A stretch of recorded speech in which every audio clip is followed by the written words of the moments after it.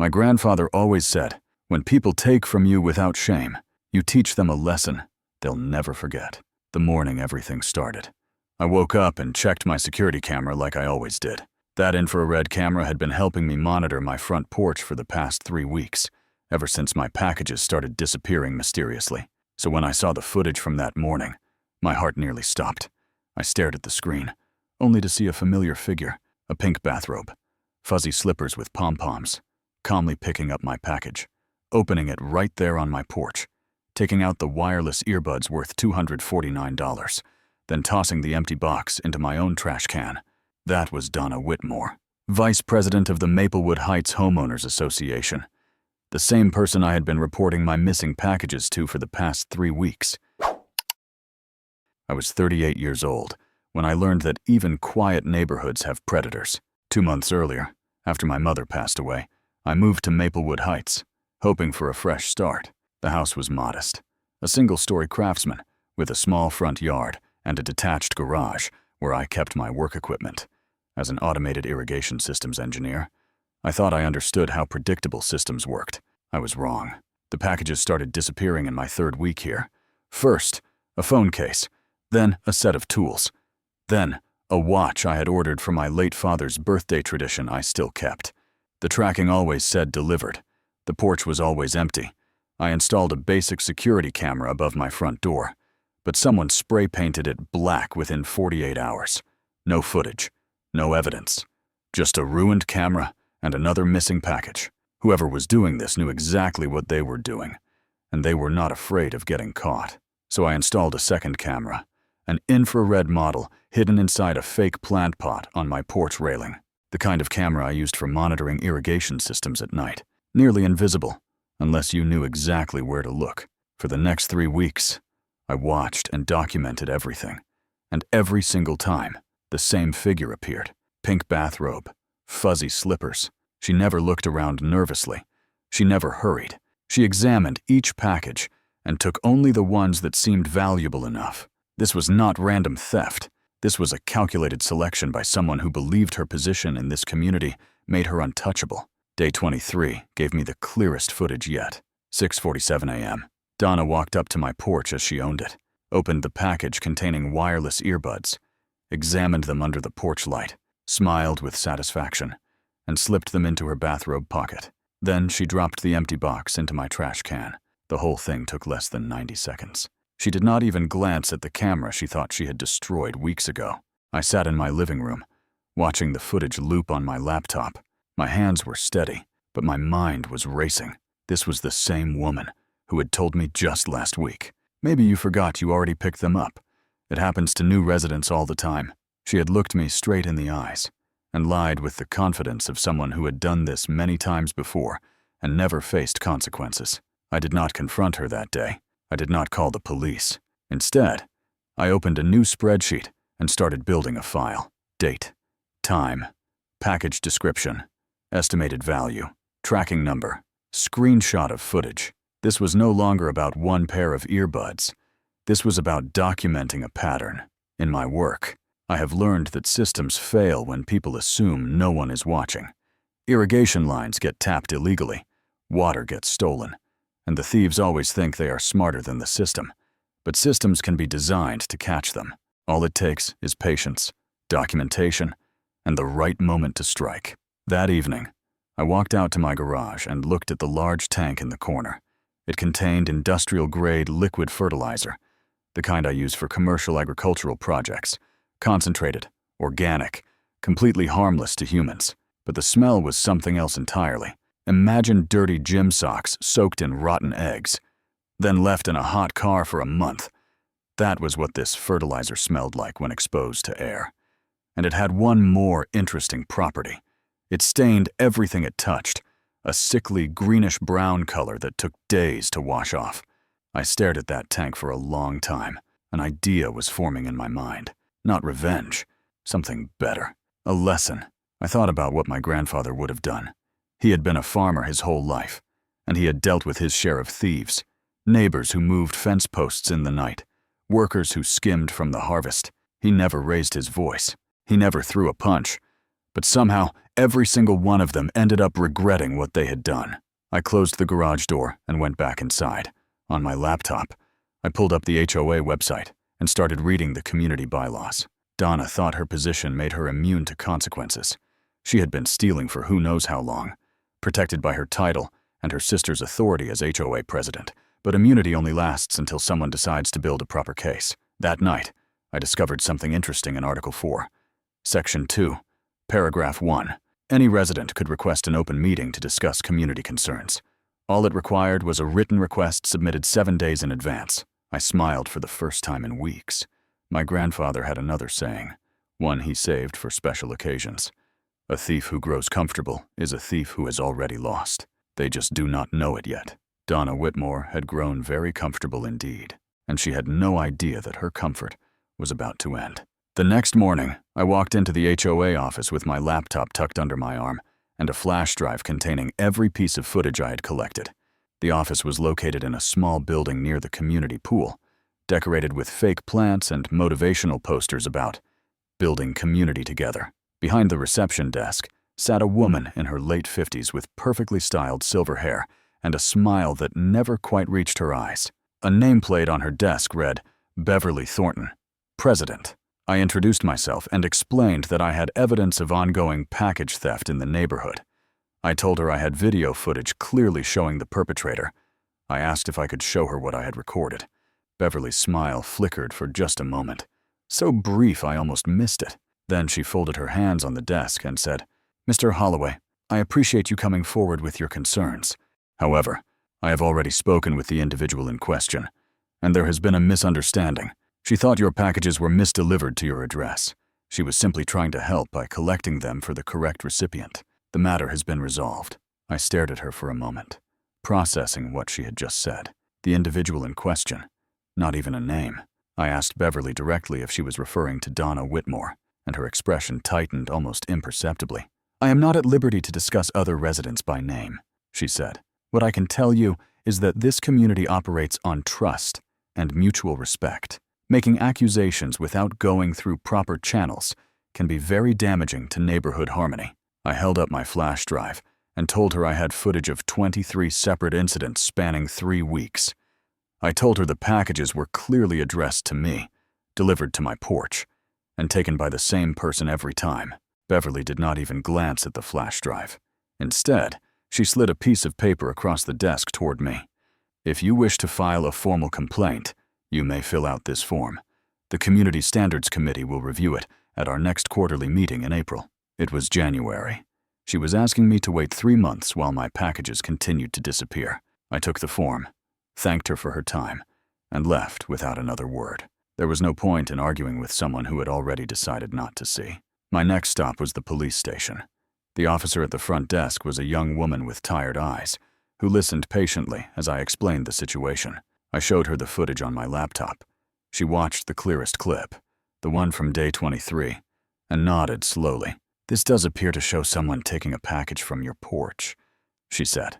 But for us to open a criminal investigation, we need to establish a clear pattern of theft and enough documented losses to justify prosecution.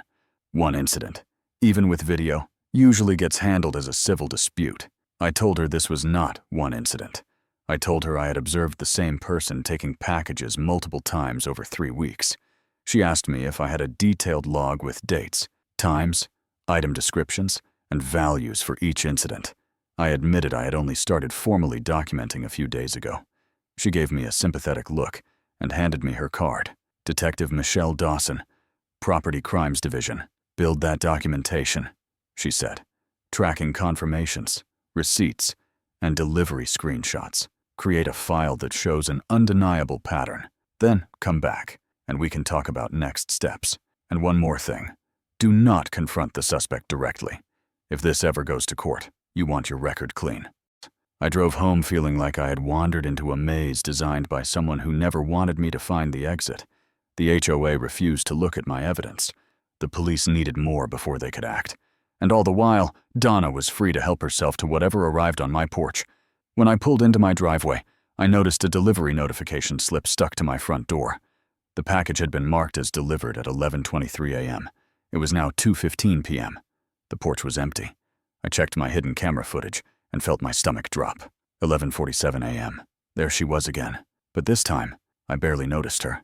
All I could see was the package in her hands. I recognized the return address immediately. It was from a delayed shipping service I had used months ago. That package contained a hand-knitted scarf my mother had made for me before she died. She had mailed it just 3 days before her heart gave out, but the shipping company lost it for weeks. They finally located it and promised delivery this week. I had been waiting for that scarf, like it was the last piece of her I would ever hold. On the screen, I watched a stranger examine the package, weigh it in her hands, and tuck it under her arm like it meant nothing, because to her, it meant nothing. Just another box, another opportunity. She had no idea she was carrying away the final gift my mother ever sent me. I did not cry. I did not scream.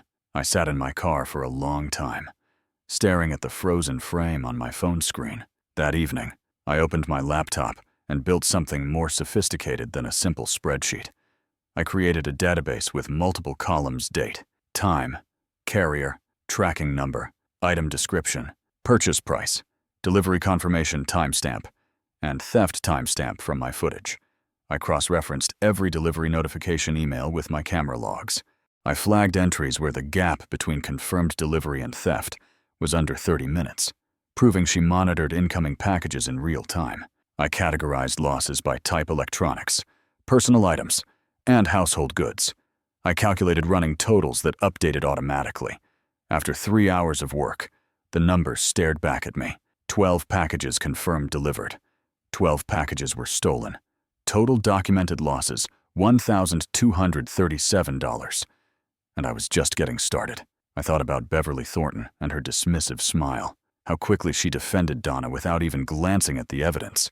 Then I remembered something from the HOA website, a staff photo showing Beverly and Donna standing side by side at a community picnic. The caption read, "President Beverly Thornton and Vice President Donna Whitmore, sisters dedicated to serving Maplewood Heights." Sisters.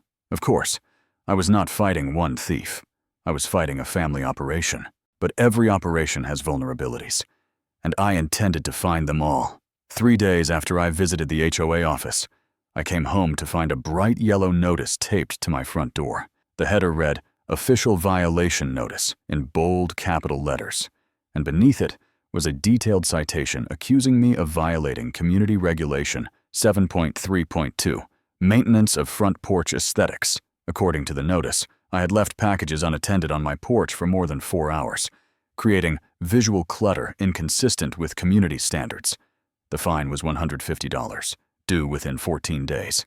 I read it twice, certain I had misunderstood something. I was being fined for leaving packages on my porch, packages that were being stolen before I could bring them inside. The absurdity of it was almost impressive. I had reported a thief, and somehow I had become the one facing consequences. I took the notice inside and sat down at my kitchen table, smoothing out the creases in the paper. At the bottom, in small print, was a reference number and a note indicating that Regulation 7.3.2 had been recently updated to reflect evolving community standards. I opened my laptop and navigated to the HOA website, searching for the full text of the regulation. What I found made my jaw tighten. Regulation 732 had been amended exactly 10 days ago. Just 1 week after I filed my initial complaint about missing packages. The amendment added specific language about unattended deliveries and established the 4-hour time limit that I had supposedly violated.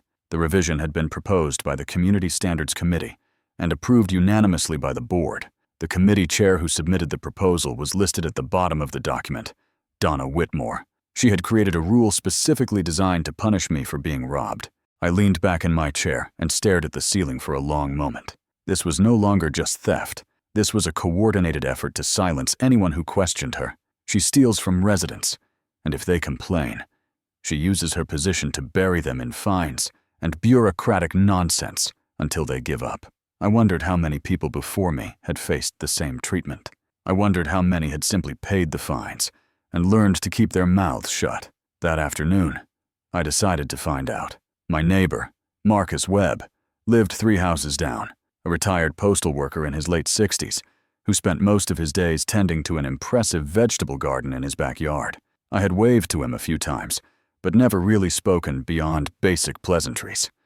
I knocked on his door around 4 in the afternoon, and he answered with a look of mild surprise that softened into something like relief when I explained why I was there. "Come in," he said quietly, glancing up and down the street before closing the door behind me. We sat in his living room, surrounded by family photos and shelves of old books, and he told me his story.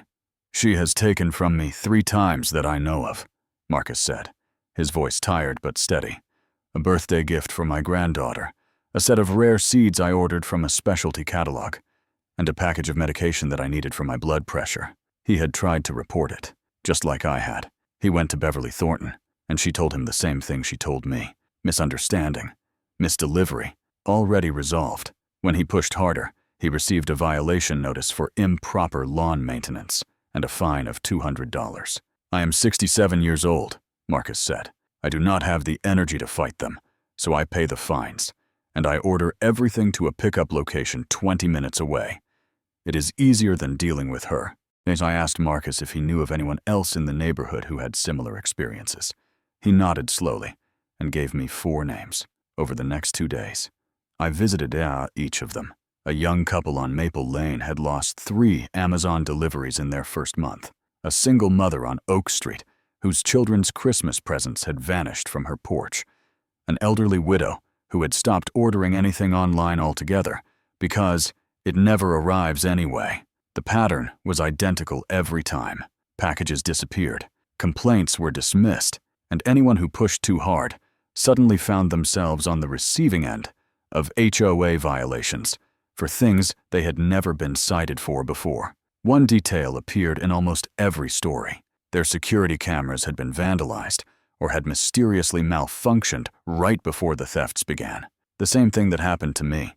6 households, at least 23 confirmed thefts between them, and not a single person had been willing to take it further because they all feared the same thing, retaliation from an HOA board that seemed determined to protect one of its own. 2 of them agreed to sign written statements describing their experiences. The others were too afraid. I thanked them all and promised I would not let this continue. That evening, I sat in my garage with a notebook and a pencil, sketching ideas. I thought about everything I had learned. Donna was not just a thief. She was a thief with institutional protection, someone who had weaponized the very system meant to serve the community. Confronting her directly would accomplish nothing. Going to the police again without more evidence would get me the same answer as before. But what if I could create a situation where she exposed herself? What if I could design something that would make her actions undeniable, not just to the police, but to everyone? I looked at the tank of liquid fertilizer in the corner of the garage. I thought about the packages that kept disappearing, about Donna's habit of opening them right there on the porch to check if they were worth taking. And slowly, a plan began to form. Not revenge, not harassment, just a lesson, delivered in a way she would never forget. I picked up my phone and opened a shopping app, searching for small pressure release mechanisms, the kind used in prank boxes and novelty items, completely harmless, completely legal, and absolutely perfect for what I had in mind. As I added one to my cart, I thought about my grandfather again. He once told me that the best traps are the ones the prey sets for themselves. All you have to do is give them the opportunity. Donna had been given every chance to stop. Instead, she had doubled down, using her power to manage the people she victimized. Now, it was time to give her one final opportunity, the kind she would not be able to resist. 2 weeks passed. During that time, I transformed my spare bedroom into something that resembled a detective's war room. One wall was covered with printed screenshots from my camera footage, arranged chronologically with dates and times written in red marker. Another wall held a large calendar where I tracked every delivery, every theft, and every interaction with the HOA. My laptop sat on a folding table in the center of the room, connected to an external hard drive containing over 40 gigabytes of video footage. I had become obsessed with documentation, not out of anger, but out of necessity. If the system required proof, I would give them proof they could not ignore. By day 47, my file had grown into something substantial. 47 pages of detailed logs, video clips from 3 different camera angles, including 2 additional hidden cameras I had installed after the first week. A complete list of stolen packages with itemized values. tracking numbers, and delivery confirmation screenshots. Signed statements from Marcus Webb and one other neighbor, a young woman named Sarah, who had lost over $600 in merchandise before she stopped ordering online altogether. The total documented losses from my address alone had reached $4,720. Combined with the losses reported by other residents, the number exceeded $12,000. I called Detective Dawson on a Tuesday morning and asked if she had time to review what I had compiled. She agreed to meet me at a coffee shop near the police station that afternoon. When I arrived, she was already seated at a corner table with a cup of black coffee and a skeptical expression that suggested she had seen too many amateur investigations fall apart under scrutiny. I set 3 thick folders on the table, one for her, one for me, and one backup copy I kept in my car at all times. She raised an eyebrow and opened the first folder without comment. For the next 45 minutes, she flipped through pages, occasionally pausing to examine a screenshot or reread a section of my timeline. I watched her expression shift gradually from skepticism to interest to something that looked almost like respect. When she finally closed the folder, she looked at me with different eyes than before. "This is thorough," she said. "More thorough than most cases that come across my desk from actual investigators. You have established a clear pattern, documented substantial losses, and gathered corroborating statements from multiple victims." She paused and took a sip of her coffee. "The problem is still the same. We need to catch her in the act. Video footage of past thefts is useful for building a case, but a prosecutor will want something current, something undeniable." I told her I had been thinking about that. I explained that I had noticed Donna had a habit of opening packages immediately after taking them, right there on my porch or in my driveway, to assess whether they were worth keeping. Detective Dawson nodded slowly.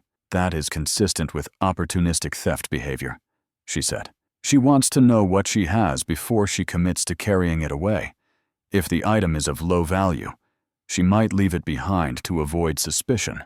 I asked her what would happen if Donna took a package and opened it at a public location, somewhere with witnesses. The detective considered this for a moment. "If we had officers in position, and she opened stolen property in front of them, that would be an open and shut case. Theft and receipt of stolen goods, both documented in real time." She leaned forward slightly. "Do you have something specific in mind?" I told her I was working on an idea, but I needed to know she would be available when the time came. She studied my face for a long moment, then wrote something on the back of her business card and slid it across the table. "That is my personal cell. When you are ready, call me. But whatever you are planning, make sure it is legal. I do not want to see you sitting on the other side of an interrogation table because you crossed a line." That evening, I drove home with a sense of purpose I had not felt in weeks. The detective was on board, at least provisionally. Now I needed to create the opportunity she required. I spent the night researching, not for evidence this time, but for something else entirely. I searched online marketplaces for sellers in my area, looking for patterns that might connect to the thefts I had documented. It did not take long to find what I was looking for. An account with the username Donna Deals had been active for the past 8 months, selling a wide variety of items: electronics, household goods, accessories, and tools. The profile picture was generic, a stock image of a sunset, but the location was listed as Maplewood Heights. I scrolled through the listings and felt my pulse quicken. A pair of wireless earbuds, same brand and model as the one stolen from my porch on day 23. A set of precision screwdrivers matching the description Marcus had given me of his stolen tools. A designer handbag that the young mother on Oak Street had ordered for herself as a birthday present and never received. 15 items in total, all currently listed for sale, all matching descriptions of packages reported missing by residents I had interviewed. I screenshot every listing, cross-referenced them with my database, and added a new section to my file labeled Resale Activity. Donna was not just stealing for personal use. She was running a small business built entirely on her neighbor's property. This changed everything. It meant her thefts were not impulsive, but calculated. It meant she had a financial motive that went beyond simple greed. And it meant there was a digital trail connecting her directly to the stolen goods. I saved the screenshots to my backup drive and closed my laptop. Tomorrow, I will start building the trap. I already had the pressure release mechanism I had ordered. I had the industrial fertilizer in my garage. And now I had something even more valuable, a clear understanding of exactly who I was dealing with. Donna Whitmore was not just a petty thief protected by her sister's authority. She was a systematic predator who had turned package theft into a profitable side business. She had been doing this for months, maybe years, confident that her position made her untouchable. But confidence is a dangerous thing when it blinds you to the trap being set at your feet. I went to sleep that night knowing exactly what I needed to do next. The next morning, I sent Detective Dawson everything I had found about the online seller account. Screenshots of every listing, side-by-side comparisons with my theft database, and a detailed timeline showing when items disappeared from porches and when they appeared for sale. I expected to wait days for a response. Instead, my phone rang within 3 hours. "Where did you find this account?" she asked, her voice sharp with something that sounded almost like excitement. I explained my search process, how I had filtered by location and cross-referenced item descriptions with the reports from my neighbors. There was a long pause on the other end of the line. "Mr. Holloway, I need to tell you something, but it has to stay between us for now. We have been monitoring this exact seller account for the past 2 months. We suspected it was connected to a series of package thefts across multiple neighborhoods, but we could not establish a direct link to any specific individual." She paused again, and I could hear papers shuffling in the background. "Your documentation just filled in every gap we had." I asked her what that meant for the case. Detective Dawson's response surprised me. "It means we now have enough to request financial records, and what we found is going to change how you think about this entire situation." She explained that Donna Whitmore was not stealing packages out of simple greed or opportunism. A preliminary review of her banking activity revealed a pattern of deposits that matched almost exactly with sales from the online account. But the money never stayed in her account for long. Within days of each deposit, nearly identical amounts were transferred out to an offshore payment processor commonly associated with online gambling platforms. Over the past 8 months, Donna had cycled more than $12,000 through this pattern deposit from sales, transfer to gambling, repeat. But her losses had far exceeded her earnings. According to records obtained through a separate investigation, she currently owed approximately $28,000 to various creditors, most of it tied to gambling debts. "She is not stealing because she wants your things," the detective said. "She is stealing because she is desperate. The packages are her only source of income to feed an addiction she cannot control." I sat in silence for a moment, processing this information. Part of me had expected to find a simple explanation.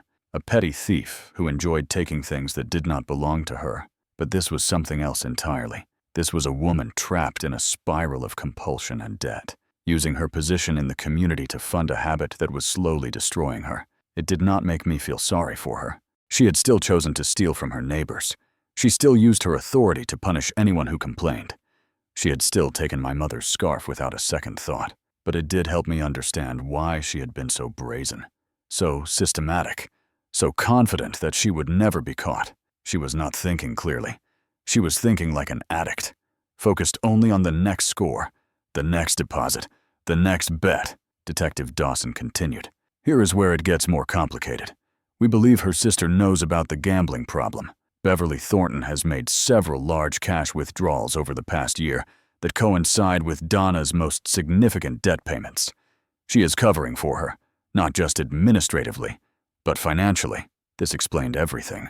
Beverly's instant dismissal of my complaints, the way she refused to even look at the evidence. The convenient timing of the new regulation is designed to punish theft victims instead of thieves. She was not just protecting her sister out of family loyalty. She was protecting an investment. If Donna got caught, Beverly's involvement would come to light, and both of them would face consequences. "So why not arrest them now?" I asked. The detective sighed. "Because financial records alone are not enough to prove theft. We can show she sold items online. We can show she has a gambling problem. But we cannot prove she stole specific packages from specific addresses without catching her in the act. The video footage you have is compelling, but a good defense attorney would argue it only shows her picking up packages, not stealing them. She could claim she was collecting misdelivered items, just like her sister said." I understood the problem now. The evidence I had gathered was circumstantial. It painted a damning picture, but pictures do not hold up in court without something concrete to anchor them. We needed an undeniable moment, something that could not be explained away or dismissed. I told Detective Dawson about my idea. I explained the trap I had been designing, the package that would be impossible for Donna to resist, the mechanism that would make her actions visible to everyone. I expected her to tell me it was too risky, too unconventional, possibly illegal. Instead, she listened without interruption until I finished. "The fertilizer," she said slowly. "Is it non-toxic?" I confirmed that it was completely harmless to humans, just extremely unpleasant in smell and impossible to wash off quickly. She was quiet for a long moment. "I am not going to tell you to do this," she finally said. "But I am also not going to tell you not to. If she takes a package from your property and opens it somewhere public, that is her choice.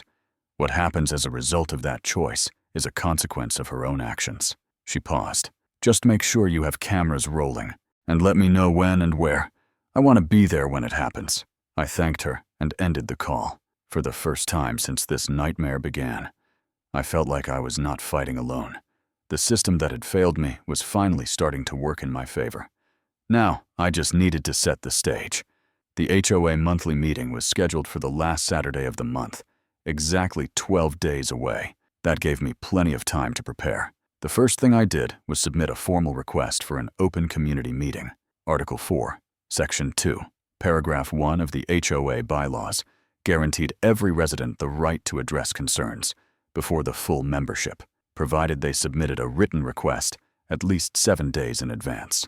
I typed up my request that same evening, listing the topic as package security concerns in Maplewood Heights. I kept the language neutral and non-accusatory, framing it as a community safety issue rather than a personal complaint. The next morning, I hand-delivered the request to the HOA office and made sure to get a time-stamped receipt. Beverly Thornton was not there, but the part-time receptionist accepted the form with a bored expression and stamped it without reading the contents. The meeting was confirmed for Saturday, January 27th, at 10 a.m. in the community center's main hall. I had 11 days to prepare everything. The trap itself required careful engineering. I needed something that would be irresistible to Donna, something that looked valuable enough to steal, but contained a surprise she would never forget. I started with an ordinary shipping box, the kind used for electronics, roughly 12 inches by 10 inches by 8 inches deep. I reinforced the bottom with waterproof plastic lining and sealed every seam with silicone to prevent leaks. Then I created a false layer about 2 inches from the top, a thin piece of cardboard covered with packing foam that would give the impression of a cushioned electronic device when the box was shaken. Beneath that false layer was the real payload, approximately 1.5 gallons of industrial-strength liquid fertilizer, the same concentrated organic compound I used for commercial irrigation projects. The smell alone could clear a room in seconds. The greenish-brown color stained everything it touched for days, and it was completely, verifiably harmless to human skin. I tested the mechanism 3 times to make sure it worked perfectly. When someone opened the box and tilted it to slide out the contents, the false layer would shift, and the liquid would pour out in a sudden, unavoidable cascade. The next step was creating the bait. I ordered a genuine Bluetooth speaker from an electronics retailer, a mid-range model worth about $89. Expensive enough to attract attention, but not so expensive that it would seem suspicious.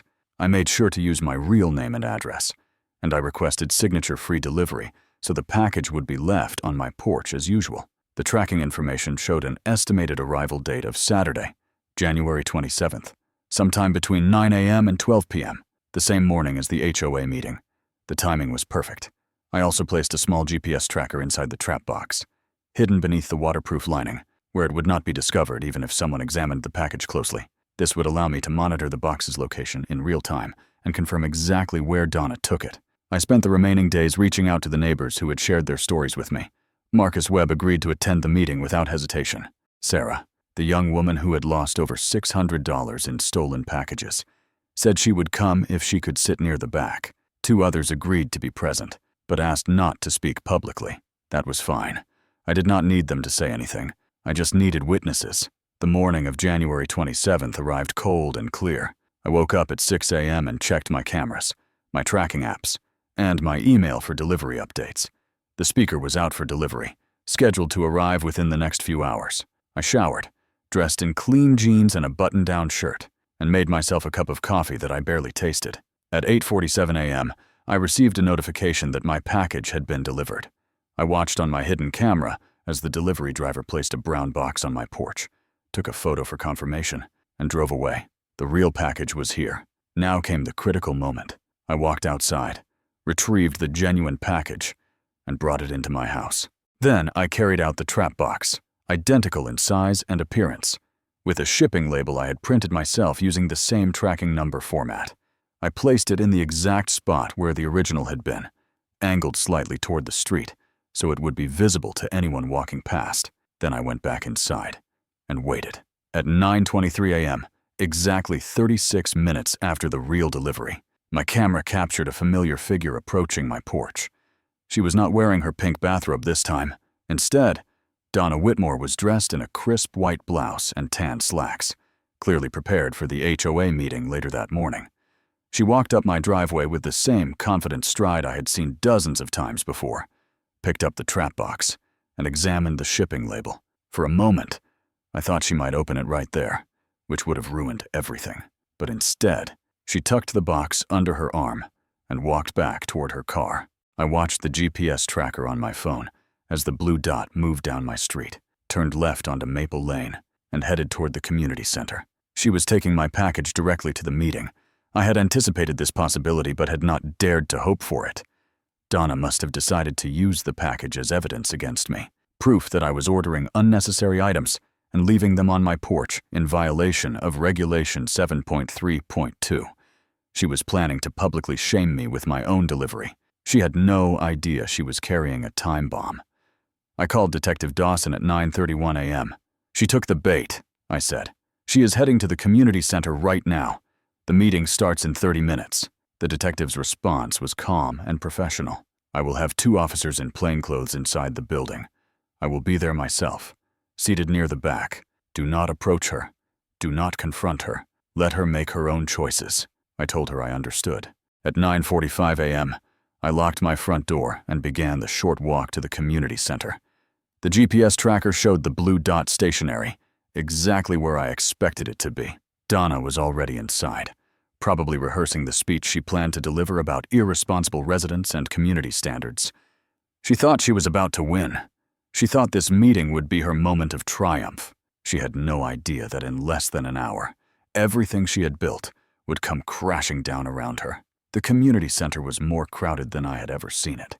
When I walked through the double doors at 9:52 a.m., nearly every seat in the main hall was already occupied. I counted 47 residents, almost triple the usual attendance for a monthly HOA meeting. Word had spread quickly about the open forum I had requested, and it seemed everyone wanted to see what would happen. I spotted Marcus Webb near the middle of the room, his weathered hands folded calmly in his lap. Sarah sat 3 rows behind him, close to the wall, her eyes darting nervously between the front podium and the exit. Near the back, in seats that offered a clear view of the entire room, sat Detective Dawson and 2 plainclothes officers I did not recognize. They looked like ordinary residents, dressed casually, holding coffee cups, blending in perfectly. I caught the detective's eye for just a moment. She gave me an almost imperceptible nod. Everything was in position. I found an empty seat near the center aisle and waited. At exactly 10 a.m., Beverly Thornton stepped up to the podium and called the meeting to order. She was wearing a navy blue blazer and a pearl necklace, her silver hair immaculately styled, her expression projecting the kind of practiced warmth that never quite reached her eyes. She welcomed everyone, thanked them for attending, and announced that today's meeting would include an open forum requested by one of our newer residents. And the way she said newer carried a subtle edge, a reminder that I was an outsider, that my voice carried less weight than those who had been here longer. I let it pass without reaction. Beverly then turned the floor over to her sister. Donna Whitmore rose from her seat in the front row and walked to the podium, with the confident stride of someone who believed she was about to deliver a decisive victory. She was still wearing the crisp white blouse I had seen on my camera earlier that morning, and in her hands she carried the trap box, holding it like a prosecutor presenting evidence to a jury. "Good morning, everyone," Donna began, her voice carrying easily through the room's speakers. "Before we address Mr. Holloway's so-called concerns, I think it is important to discuss a pattern of behavior that has been disrupting our community for the past 2 months. She paused for effect, letting her gaze sweep across the assembled residents. Since moving to Maplewood Heights, This individual has made repeated accusations against long-standing members of our community. He has claimed, without credible evidence, that packages are being stolen from his porch. He has harassed the HOA office with demands for action, and he has shown a blatant disregard for our community standards by leaving deliveries unattended for hours at a time, creating an eyesore for his neighbors. She held up the trap box, turning it so everyone could see the shipping label. This package was delivered to his address this very morning. And where was it when I arrived for today's meeting? Sitting on his porch, abandoned, in clear violation of Regulation 7.32. A murmur rippled through the crowd. I saw a few heads nodding in agreement. Donna was good at this, at twisting narratives, at making the victim look like the problem. Beverly chimed in from her seat, her voice dripping with rehearsed concern. This is exactly the kind of irresponsible behavior that undermines our property values and community cohesion. We cannot allow one resident's negligence to reflect poorly on all of us. Donna nodded gravely. I have been a member of this community for 15 years. I have served on this board for 8 of those years. I know every family on this street. Mr. Holloway has been here for 2 months and has done nothing but cause problems. She set the box on the podium and placed both hands on either side of it, as if preparing to unveil a damning piece of evidence. I'm going to open this package right now, in front of all of you, to show exactly what kind of frivolous items this man orders and leaves sitting on his porch for anyone to see. Perhaps then you will understand why his complaints should not be taken seriously. This was the moment I had been waiting for. I stood up slowly, keeping my voice calm and measured. Before you open that box, Ms. Whitmore, I have a question. The room went quiet. Donna's eyes narrowed, but she forced a thin smile. By all means, Mr. Holloway, ask your question. I stepped into the center aisle so everyone could see me clearly. Where did you get that package? For just a fraction of a second, something flickered across Donna's face. Uncertainty, fear. It vanished almost instantly, replaced by the same confident mask she always wore. It was sitting in a public area, she said. I collected it as evidence of your ongoing violations. I shook my head slowly. That package was on my porch, my private property, at 9:23 this morning. My security camera recorded you walking up my driveway, picking up that box, and carrying it to your car. You did not knock on my door. You did not leave a note. You simply took it. I pulled out my phone and held it up so the screen was visible to the front rows. I have the footage right here, time-stamped, clear as day, and this is not the first time. I have 47 recordings spanning the past 2 months, showing you taking packages from my porch on 47 separate occasions. The murmur in the room grew louder. People were turning to look at each other, whispering, confused. Donna's smile had frozen on her face. Beverly half rose from her seat, her expression shifting from composure to alarm. That is absurd, Donna said, but her voice had lost its confident edge. I was simply collecting misdelivered items. I was trying to help. I kept my tone steady, almost conversational. Then why did you never return any of them? Why did you never knock on my door or leave a note? And why are 17 of the items you took currently listed for sale on an online marketplace under an account registered to your name?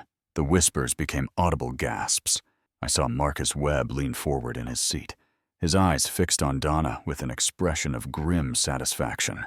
Sarah had her hand over her mouth. Near the back, Detective Dawson had quietly risen to her feet. Donna's hands were trembling slightly as they rested on the box.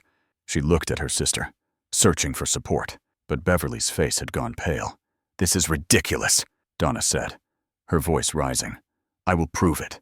I will open this box right now and show everyone that this man is wasting our time with his paranoid accusations. She dug her fingernails under the tape sealing the box. I did not move to stop her. I did not say another word. I simply watched as she lifted the cardboard flaps and tilted the box toward herself to see what was inside. The moment the cardboard flaps opened, gravity did the rest. Donna had tilted the box toward herself, expecting to see electronics cushioned in foam. Instead, 1.5 gallons of industrial-strength liquid fertilizer cascaded out in a thick, greenish-brown wave. It hit her square in the chest, splashing upward across her chin, her neck, her pristine white blouse. The false layer I had constructed collapsed under the weight of the liquid, and what remained in the box continued to pour out as she stumbled backward. her hands flailing uselessly against the flood. The smell hit the room approximately 2 seconds later. It was indescribable. A concentrated assault of rotting vegetation, sulfur, and something that resembled aged gym socks fermented in swamp water. People in the front rows gagged and covered their faces. Someone near the window actually retched. Within moments, the entire community center smelled like the inside of a neglected compost bin that had been sealed in a hot car for a month.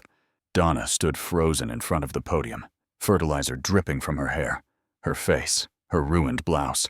The greenish-brown liquid had already begun to stain her skin and clothes, with a color that would not wash out for days. She looked down at herself in utter disbelief, her mouth opening and closing without sound. Then her eyes found me, and something inside her snapped.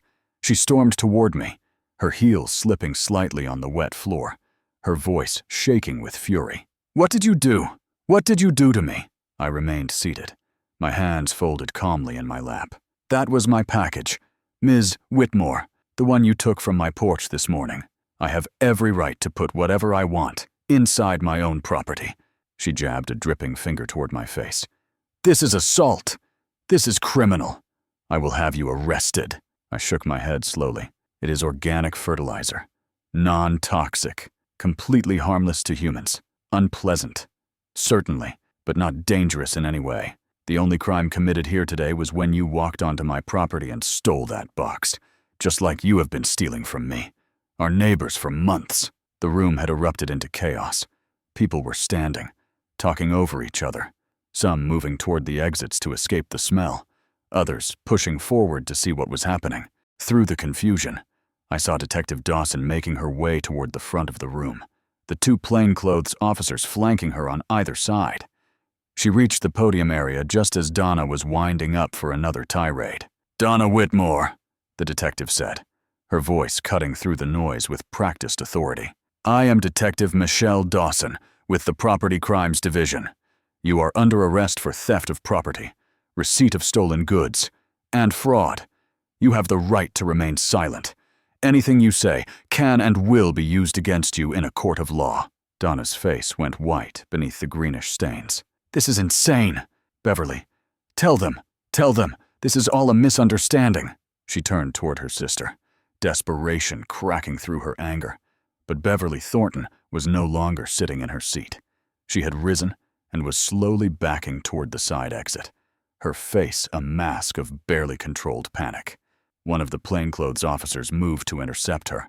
I stood up and walked to the front of the room, where someone had managed to connect my laptop to the overhead projector.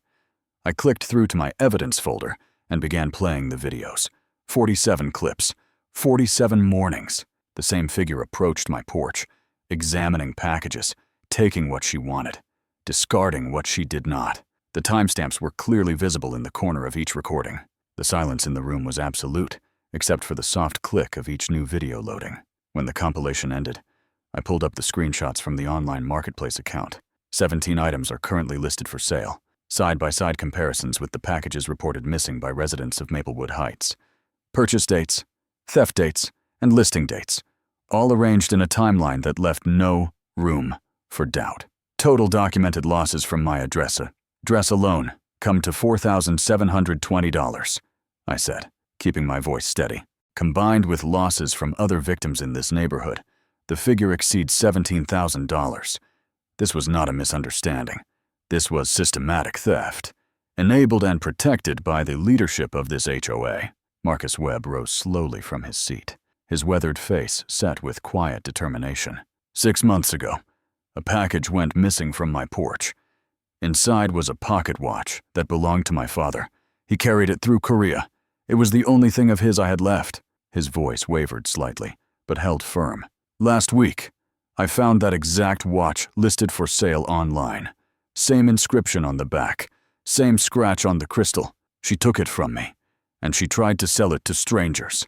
Other voices began to rise. The young mother from Oak Street stood up and described her children's Christmas presents that never arrived.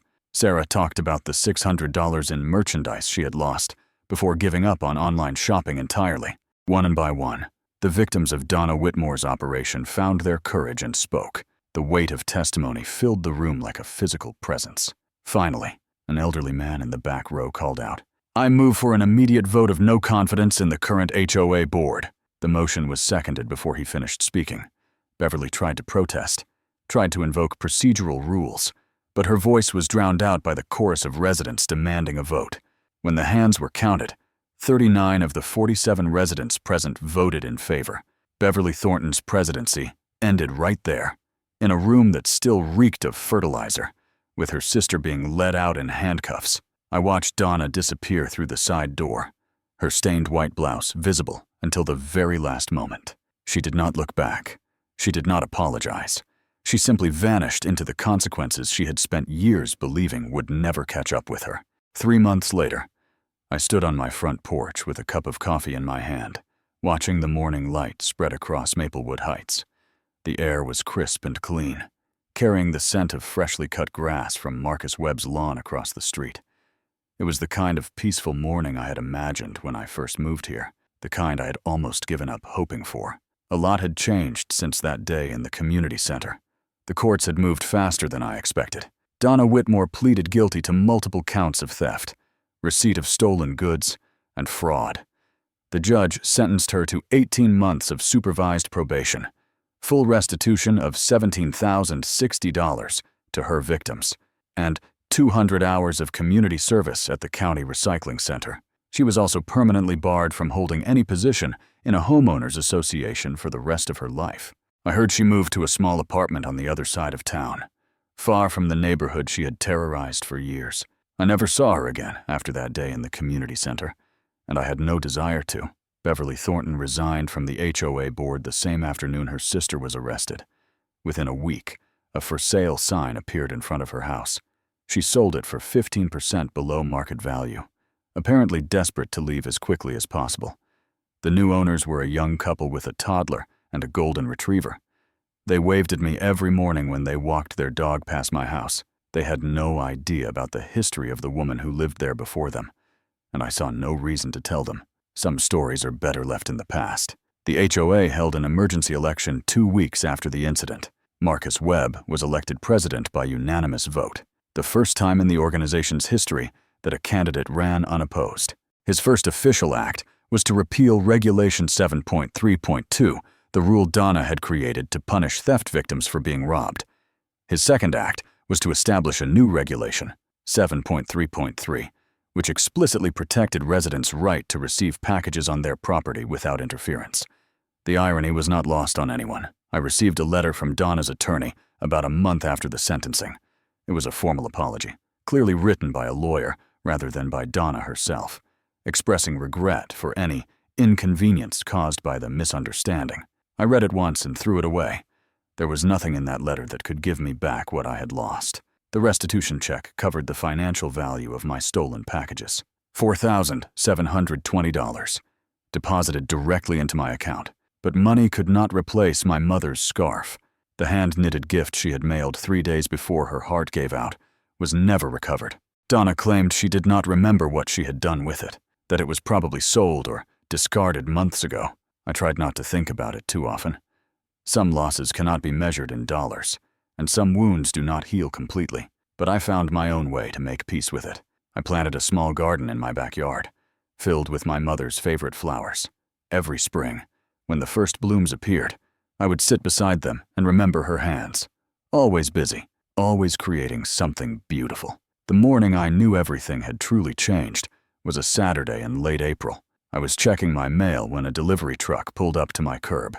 The driver stepped out with a small package, walked up my driveway, and placed it on my porch with a friendly nod. I did not rush to grab it. I did not check my cameras. I simply let it sit there while I finished my coffee, knowing it would still be there when I was ready. A few minutes later, Marcus walked over from across the street, a bag of tomato seedlings in his hand. "Beautiful morning," he said. "You need any help with that garden of yours?" I smiled and told him I would take him up on that offer. As we talked, a moving truck rumbled past us and stopped in front of Beverly's old house. The new family was finally moving in. The young mother saw us watching and walked over with a friendly smile. "Hi there," she said. "We are the Hendersons, just moved from the city. Is this neighborhood as quiet as it looks?" I glanced at Marcus. He glanced back at me. We both smiled. "It is now," I said, and I meant it. If you enjoyed this story of patience, strategy, and well-deserved karma, make sure to subscribe to Karma Fence and hit that notification bell so you never miss another satisfying tale of justice. Drop a comment below and tell us, have you ever had a neighbor who thought they were untouchable? How did you handle it, like this video? If you believe that the best revenge is letting people face the consequences of their own actions, and share it with someone who needs a reminder that karma always finds its way home. Thank you for watching, and we will see you in the next one.